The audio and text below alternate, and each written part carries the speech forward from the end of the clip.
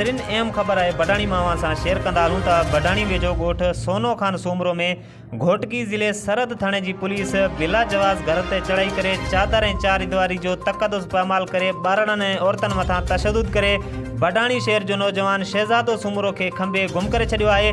नौजवान के वारसनि जो सरहद पुलिस खिलाफ़ पाक किताब खणी एहतजाजी मुज़रब कयो आहे। उन हवाले सां असां सां टेलीफोन लाइन ते मौजूद है बडाणी मां कीहरदीन भुट्टो।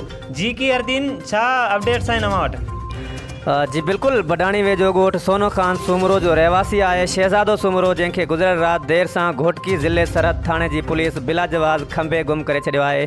जॾहिं त ॻोठणनि सोनो खान सोमरो, अली बख्श सोमरो, सुहागिण ख़ातून, बचल ख़ातून, मूमल ख़ातून ऐं ॿियनि मीडिया अॻियां दाईंदे चयो आहे त गुज़िरियल रात देर से घोटकी ज़िले सरहद थाने जो SHO ग़ुलाम अब्बास सुंदराणी बिला जवाज असांजे घर ते चढ़ाई करे घर में भंजरा करे चादर ऐं 4 दीवारी जो तकदुस पामाल कंदे ॿारनि ऐं औरतनि मथां तशद्दुद करे घर में पयल नियाणियुनि जो ॾाज ऐं असांजे नौजवान शहजादो सोमरो खे खंभे खणी वई आहे। हुननि चयो आहे त असां मिसकीन आहियूं, असांजे नौजवान मथां कंहिं बि थाणे ते को बि केस वग़ैरह दाख़िल न आहे ऐं असांखे ख़ौफ़ आहे त सरहद पुलिस असांजे नौजवान शहजादो सोमरो मथां मुक़ाबले जो को कूड़ो केस वग़ैरह दाख़िल न करे असांजे नौजवान खे किथे माराए न छॾे।